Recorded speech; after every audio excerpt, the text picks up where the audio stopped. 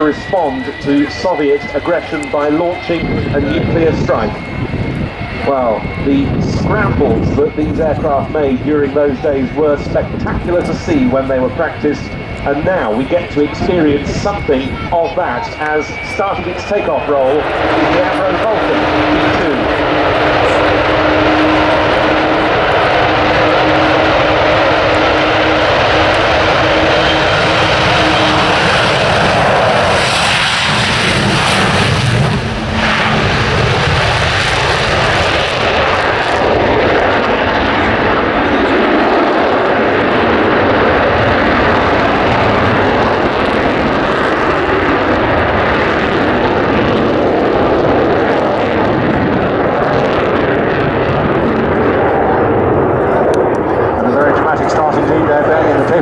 Of two very experienced guys, Captain Bill Ramsey and Bill Perrins. More about them later on. Each of the pilots who fly the Vulcan bringing their own little twist and style to every display.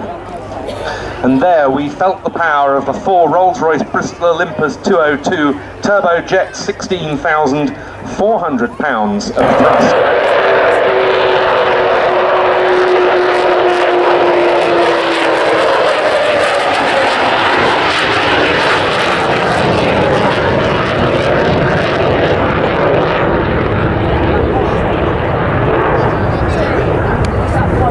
Vulcan, of course, formed part of the trio of British V-bombers, the others being the Handley Page Victor and the Vickers Valiant, that carried the British nuclear deterrent for many years during the Cold War. And this year is a particularly poignant one in which to remember that fact, 25 years after the Berlin Wall fell, and then there came the momentous events of 1989 into 1990 that spelt an end of communist regimes in Europe. After the tactical nuclear deterrent was handed over to the Royal Navy in the late 1960s, the Vulcan took on the conventional low-level tactical role. Later, including this aircraft, they were used for roles such as maritime reconnaissance and air-to-air refueling.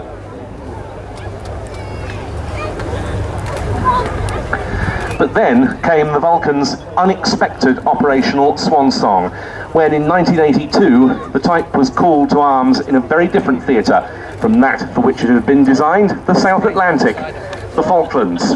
And on the 30th of April 1982, the Vulcan you can see parked on the other side of the airfield, serial X-ray Mike 607, took part in one of the most audacious bombing raids in history, attacking the runway of Port Stanley to deny its use to Argentine fast jets.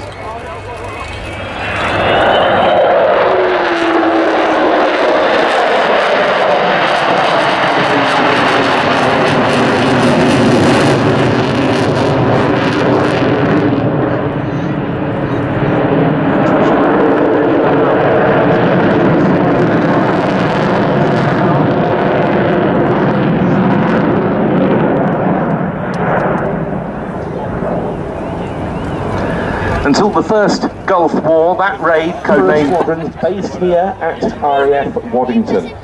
It later became the final Vulcan on RAF charge as part of the Vulcan display flight, and when it was grounded and sold in 1993, many thought its flying career was over, but that was thinking without the efforts of David Walton, who bought XH558 and all its spares, and then Dr. Robert Fleming, who founded the Vulcan to the Sky Trust to put the aircraft back into British skies.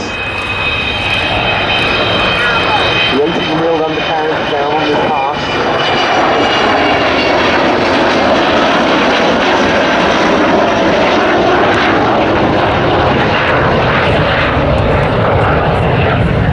George mentioning Robert Fleming and Vulcan to the Sky, this has been a hugely expensive undertaking throughout the life. Oh, unbelievable, and of course it won't continue without further donations. 2015 is almost upon us, and also extends the life of this. Nonetheless, who thought in the first place that we would famous Black blackbird raids a little earlier on when the Vulcan was surprisingly brought back rapidly into service. Of course, although we don't have Martin in the cockpit today alongside Bill Ramsey, we do have Bill Perrins himself, who spent 3 years on the Vulcan, including 4 blackbird raids as the airborne reserve, although he never actually made it to the Falklands himself. Now, positioning now, this time the aircraft is cleaned up, but it will come out now for a good view with the Bombay Open.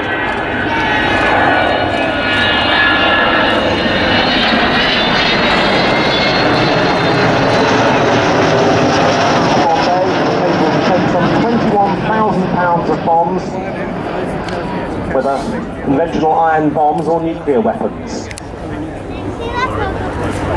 So what's it taken to get, as it were, this far and have the aircraft flying for us at Waddington this weekend? Well, about £20 million is the answer to that. 2.7 million came in the form of a grant from the Heritage Lottery Fund. Other than that, it's been the very generous public donations, along with support from the likes of Sir Jack Hayward and Eddie Forrester of Aero Bikes, along with a whole host of companies who have themselves contributed.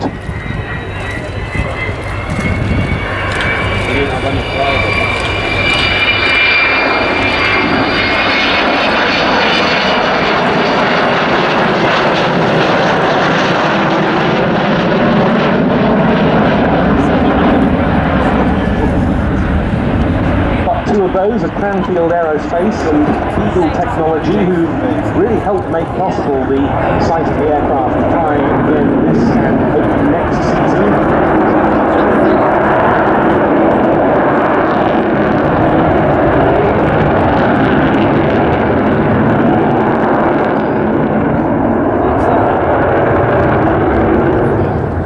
Over the winter just gone, Cranfield Aerospace carried out research into some necessary wing mods required to allow XH558 to fly on, thereby improving the fatigue life of the wings, and the engineering techniques of Eagle Technology made it happen.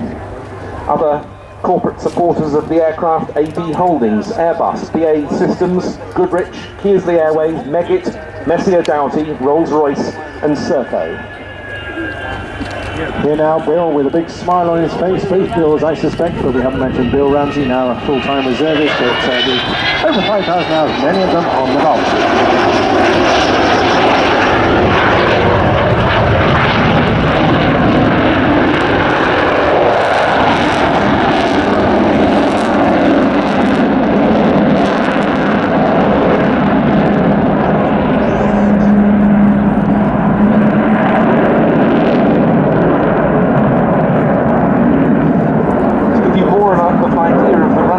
Vulcan to the sky, say it costs $270. The cost will be £5 plus the standard text charge on your mobile bill, and all of that £5 goes to Vulcan to the sky and the upkeep in flying condition of the world's sole airworthy Avro Vulcan.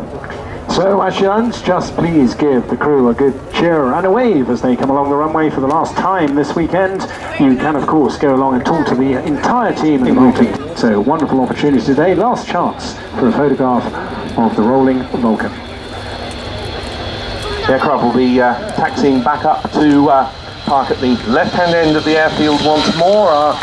Full credit goes to the crew. We mentioned Bill Ramsey, the captain, and the co-captain, Bill Perrins.